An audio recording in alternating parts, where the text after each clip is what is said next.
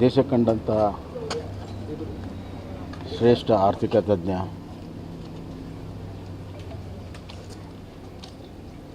ಸಜ್ಜನ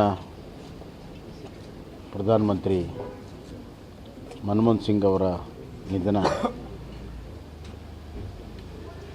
ನಮಗೆಲ್ಲರಿಗೂ ಕೂಡ ಆಘಾತ ತಂದಿದೆ ಮತ್ತು ಇಡೀ ದೇಶ ಇವತ್ತು ದುಃಖದಲ್ಲಿ ಮುಳುಗಿದೆ.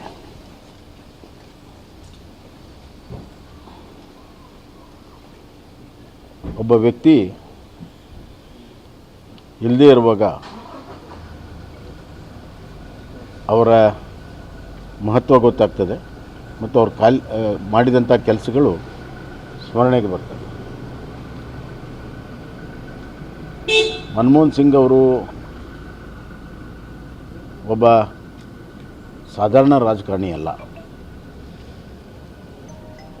ಅವರು ಪ್ರೊಫೆಸರ್ ಆಗಿ ಆರ್ಥಿಕ ತಜ್ಞಾನ ಪಡೆದು ವರ್ಲ್ಡ್ ಬ್ಯಾಂಕಲ್ಲಿ ಕೆಲಸ ಮಾಡಿ ಭಾರತೀಯ ರಿಸರ್ವ್ ಬ್ಯಾಂಕಿನ ಅಧ್ಯಕ್ಷರಾಗಿ ಕೆಲಸವನ್ನು ಮಾಡಿ ಅಪಾರವಾದ ಅನುಭವದಿಂದ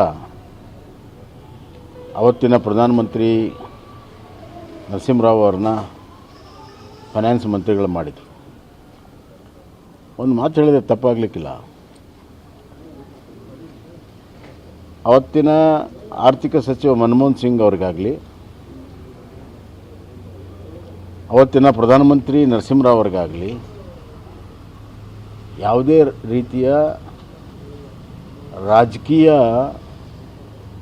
ಬ್ಯಾಗೇಜ್ ಇರಲಿಲ್ಲ. ಅವ್ರಿಗೆ ರಾಜಕೀಯ ಹೊರೆ ಇರಲಿಲ್ಲ. ಮುಕ್ತವಾದಂಥ ಮನಸ್ಸು ವಿಚಾರ ಇದ್ದಿದ್ದರಿಂದ ಸ್ಥಾಪಿತವಾಗಿರುವಂಥ ವ್ಯವಸ್ಥೆಯನ್ನು ಅಮೂಲಾಗ್ರವಾಗಿ ಬದಲಾವಣೆ ಮಾಡೋಕ್ಕೆ ಸಾಧ್ಯ ಆಯಿತು. ಸಾಮಾನ್ಯವಾಗಿ ನಾವು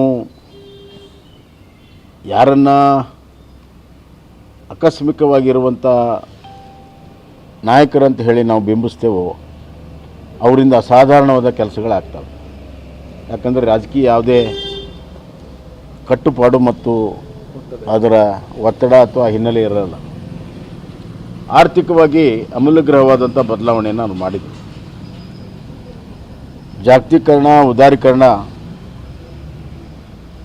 ಅವರು ಅವತ್ತಿನ ದಿನಮಾನಗಳಲ್ಲಿ ಮಾಡಿದ್ರಿಂದ ವಿದೇಶಿ ಬಂಡವಾಳ ಹೆಚ್ಚಾಯಿತು. IMFನ ನೆರವು ಕೂಡ ಸಿಕ್ತು. ರಾಜಕೀಯ ದೇವಾಳಿ ಅಂಚಿನಲ್ಲಿದ್ದ ದೇಶವನ್ನು ಉಳಿಸಿದೆ ಮತ್ತು ಉದಾರೀಕರಣದಿಂದ ರಾಜ್ಯದಲ್ಲಿ, ರಾಷ್ಟ್ರದಲ್ಲಿ ಸಣ್ಣ, ಮಧ್ಯಮ ಮತ್ತು ದೊಡ್ಡ ಉದ್ಯಮಗಳಿಗೆ ಭಾಳ ದೊಡ್ಡ ಪ್ರೋತ್ಸಾಹ ಸಿಕ್ತು. ಅದರ ಜೊತೆಗೆ ಒಂದು ಆರ್ಥಿಕ ಶಿಸ್ತನ್ನು ಸರ್ಕಾರನಲ್ಲಿ ಅವರು ತಂದಿದ್ದರು. ಫಿಸಿಕಲ್ ರೆಸ್ಪಾನ್ಸಿಬಿಲಿಟಿ ಆ್ಯಕ್ಟ್ ಅನ್ನುವಂಥದ್ದು ಅವ್ರ ಕಾಲದಲ್ಲಿ